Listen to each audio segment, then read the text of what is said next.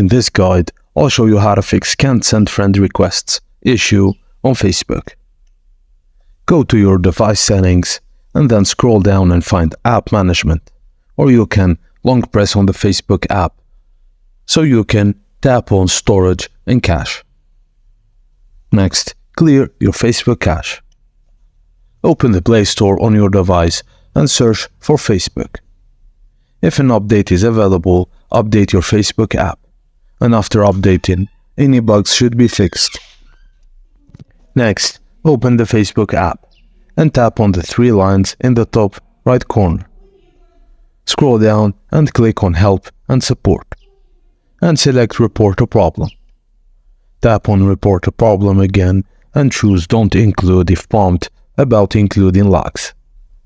Select Profile as Issue Category and describe your problem. Can't send friend requests. Upload a screenshot of the issue and then select Send.